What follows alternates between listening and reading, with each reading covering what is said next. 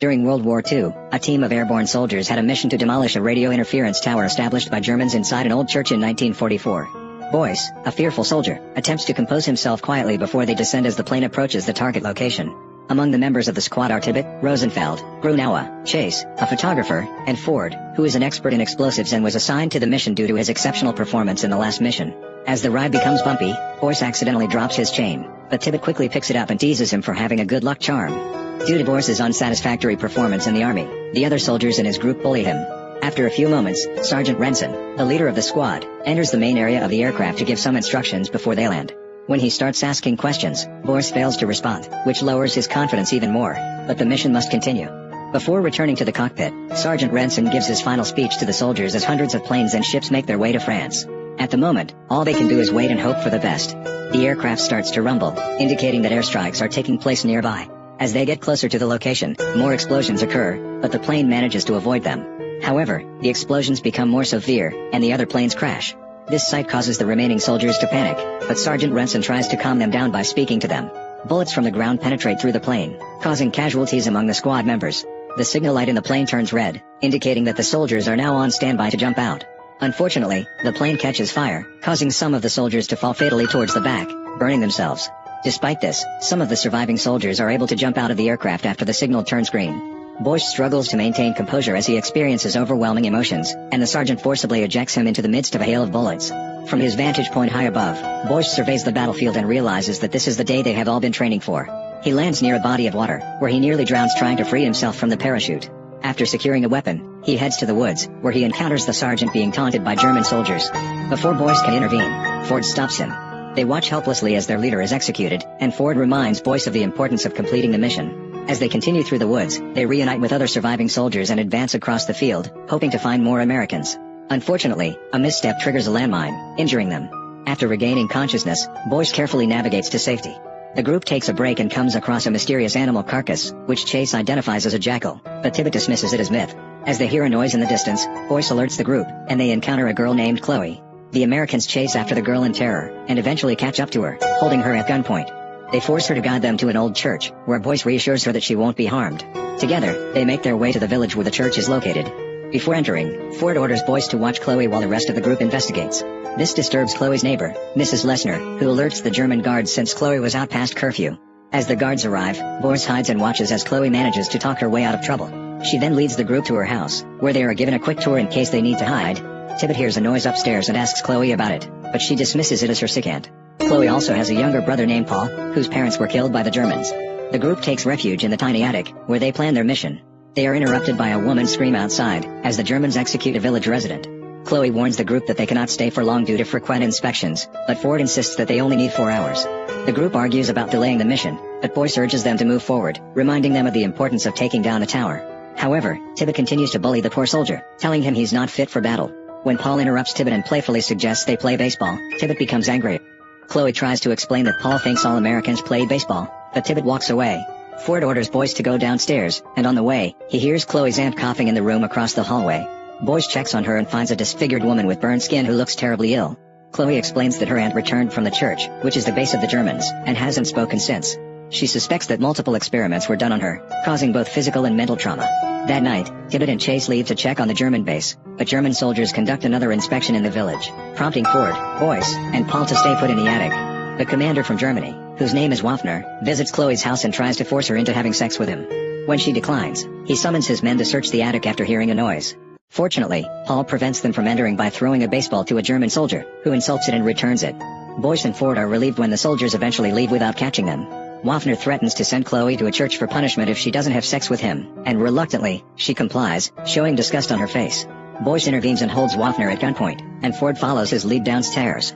He incapacitates and restrains Waffner, who is helpless in the current situation. Ford then directs Boyce to proceed to the church tower under cover of darkness. Boyce traverses the forest and reaches a nearby entrance where he waits for an opportune moment to enter. While he waits, Boyce spots a truck carrying people whose bodies have been disfigured and who are on the brink of death. Dr. Schmidt, the leader of the experiment on French civilians and deceased German soldiers, is behind a program that employs human experimentation for military purposes. He goes to the site to see the failed tests get burned using a flamethrower. Confused about the intentions behind the experiments, Boyce goes on to conduct the mission and walks through the dark forest. A truck of German soldiers passes by, making him hide on the side of the road. An aggressive dog emerges from the dark and starts growling at him. It eventually chases him, leaving him no choice but to enter the truck. Boyce climbs the truck only to find dead soldiers piled up, so he panics as he covers himself with a lifeless body on top. They arrive at the church, and 2 soldiers unload the truck. This bids Boyce some time to sneak out and make his way through the tower. Surrounded by the enemies, every step he takes is crucial, as one mistake could cost him his life. He arrives at an underground section of the church, which looks like a prison. He hears muffled noises of people bound in small cells and hides as 2 inspectors arrive. Curious about the eerie sound coming from the cell, he peeks at it and sees a human and creature hybrid. Meanwhile, Tibbet and Chase safely make it back to Chloe's home. Boyce goes further into the experiment labs to get more answers about the questionable creatures. A body bag moves right above him, so he opens it and sees a person drenched in serum, who is barely alive. He then sees syringes laid on a table and gets one to bring a sample to Ford. He suspects that the red liquid serum is responsible for the disfiguration of the bodies that he saw. Not far from where he stands, he hears a voice asking for help, willing to find out. Boyce opens a curtain and sees a bodiless head asking for help. Horror fills his face because it seems too difficult to believe. He leaves and discovers that Rosenfeld is bound to a bed, which he tries to free but gets interrupted once German doctors arrive. He sees a dead soldier being injected with the serum, but it is ineffective, so they dispose of his body. Boyce pulls a massive needle out of Rosenfeld to save and free him. Both of them utilize a tomb to find their way out of the church, which they are successful at. They arrive at the house, where Boyce finally breaks down after holding his emotions inside the church. Ford struggles to understand the words he is saying and realizes that Boyce has shifted his attention from the mission to the experiments. He shows Ford the serum, and they ask Waffner about it, but he does not disclose any helpful information, even as Ford tortures him. Waffner is in a helpless situation, but he remains loyal to his roots, making Ford more aggressive. Boyce tries to stop him, but he gets hurt in the process, making him walk out of the room. As the squad prepares to attack the church, Chase checks on Waffner, who attempts to escape and fatally shoots him after acting unconscious. Still, with a sack over his head, he blindly shoots around, but he is stopped after the group comes up. Before losing his final breath, Chase asks for his camera, and all of them dramatically witness his death. Boyce gets into the idea of injecting the serum into Chase, thinking that it would save him. In a matter of minutes, Chase gets up and is in prime condition. He even pokes his bullet wounds and is numb from the pain. Additionally, he gets stronger after the injection, which confuses everyone in the room. After some time, Chase mutates, his body slowly disfigures, and he turns violent. His eyes turn red as if he is about to transfer into something before Ford shoots him several times. Waffner then reveals that the serum can turn dead soldiers into mutated ones, turning them zombie-like. As they discuss this, Chase gets up. Before he could attack anyone, Boyce knocks him to the ground and pounds his head to death. The commotion makes the perfect time for Waffner to escape unnoticed. He comes down from the attic and grabs Paul upon his exit. A group of German soldiers comes to his rescue and takes Paul hostage. Chloe helplessly chases the army vehicle but is unable to, so she runs to Boyce for some help. Willing to help Chloe get her brother back, he refuses to follow orders from Ford, saying that their mission is more than just burning the church tower but also putting an end to the human experiments. Ford hesitantly agrees to the plan after being assured by Boyce that he can lead the group inside the church. In the church, Waffner arrives with a little boy and rushes to the lab as their first stop. Thinking that it would heal his wounds in an instant, Waffner injects the serum into him, despite the doctor stopping him. According to Dr. Schmidt, the serum has never been injected into the living, uncertain of the effects it would have on Waffner. Waffner takes 2 doses of the serum and lets out a hideous screech as his bones crack for no reason. He reveals to the people in the room that he has regained his strength, even though half of his face is blown off because of the shootout earlier. A sinister look comes from him without any sign of pain. Meanwhile, they plan their entrance to the church in a secluded part of the woods. They assign tasks to everyone who will split up during their mission. To initiate it, Chloe shows herself to the German soldiers, who chase her across town. They attempt to shoot her, but she successfully runs through the forest, pursued by one soldier to a nearby bridge. The soldier, thinking that he has cornered Chloe, gets off his bike to physically attack and force himself on her. However, upon being beaten down to the ground, Chloe lets out a laugh, then Ford knocks the soldier down. Next, they use the soldier that they strapped with explosives to make their way into the church. After the explosion injures several other soldiers, Rosenfeld and Tibbet launch a frontal assault as a distraction, while Ford, Boyce, and Chloe enter the base using the sewers. This causes a massive commotion inside the base, as the soldiers are alerted that they are under attack by a small group of Americans. Inside, Boyce and Ford carry out their mission to rig the place, while Chloe refuses to wait and runs to look for Paul. In a hallway, she holds 2 soldiers at gunpoint and shoots one of them after failing to disclose her brother's whereabouts. The group's intentions become more desperate, resulting in them acting more violently toward their enemy. In the communication room, Ford stabs a soldier in the neck from behind to set timers as part of the plan to blow up the place. Underground, the soldier brings Chloe to the dens to mislead her that her brother is in there. He opens a cell, and she finds half a body lying on the floor. Luckily, Boyce gets to Chloe before she gets shot by the German soldier. Upon leaving, they see the zombie drag the soldier inside the cell to devour him. Both of them could not fathom what they saw, but with time as their enemy, they rush to continue to find Paul. As discreet as possible, they make it to the lab, where after some time, Paul calls for Chloe's name. She meets up with her brother, and together they locate the exit. Unfortunately, a zombie that has undergone mutation grabs Chloe and pulls her back into the room. While Paul escapes to the village, Chloe confronts the zombie by shooting and engaging in physical combat with it.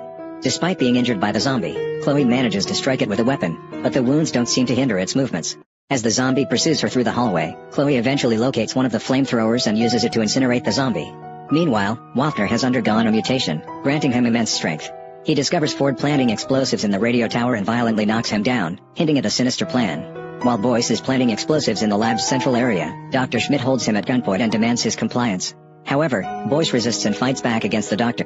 They engage in a physical altercation, during which Dr. Schmidt tries to stab Boyce with a knife but ends up getting killed instead. Chloe returns to the village, where Tibbet and Rosenfeld are being pursued and pinned down by the base's defenders. The conflict lasts for a while until Paul appears in the middle of the battleground. Tibbet shields Paul from gunfire and is wounded in the process. He then brings Paul to a secure location while Chloe eliminates the remaining Germans and tends to Tibbet's injuries. In another section of the base, Waffner overpowers Ford, throwing him around the room and ultimately impaling him on a meat hook. He tells Ford that they created the serum by extracting the power of the black tar, which had been flowing underneath the village for centuries, from the bodies of the villagers. The purpose of the experiments was to develop indestructible soldiers to support Germany's cause. Boyce had set explosives in the lab beforehand and attempts to attack Waffner, but is thrown across the room. Waffner, who resembles a zombie, uncovers chambers containing corpses of soldiers who were injected with the serum. Meanwhile, Ford frees himself from the meat hook and injects the serum into his body to instantly heal his injuries. Despite being aware of the risks, he sacrifices himself to stop Waffner and stabs him from behind. They both fight recklessly, causing severe damage to their bodies. Though Ford cannot defeat Waffner, he manages to push an oxygen tank towards Waffner's feet, which Boyce shoots, causing an explosion that sends Waffner plunging into the tar pit. Boyce goes to help their leader, but Ford isolates himself inside a room as they pass an exit. Ford instructs Boyce to leave him and detonate the explosives in the tower to prevent either side from acquiring the serum. Boyce is eventually convinced and sets the explosives while Ford simultaneously triggers them in the lab, killing himself, the other zombies, and Waffner, who had transformed further and emerged from the tar pit. Boyce sets a timer on the explosives and flees to the communications room. The church, jamming tower, laboratory, and the rest of the building crumble as Boyce escapes. Outside, the remaining villagers gather as the radio announces the Allied forces' triumph in the war. Boyce meets up with Tibbet, Rosenfeld, Chloe, and Paul in the village and sadly informs them that Ford did not survive. Once the effects of the mission wear off, Boyce reports to a commanding officer about the operation. He attributes their success to Ford. The commanding officer inquires with Boyce about a rumor regarding an underground laboratory in the church. Boyce, agreeing with Ford's stance, denies having seen anything significant worth investigating. He now believes that the zombies and the human experiments should remain concealed to prevent others from enduring the same fate as the unsuccessful test subjects.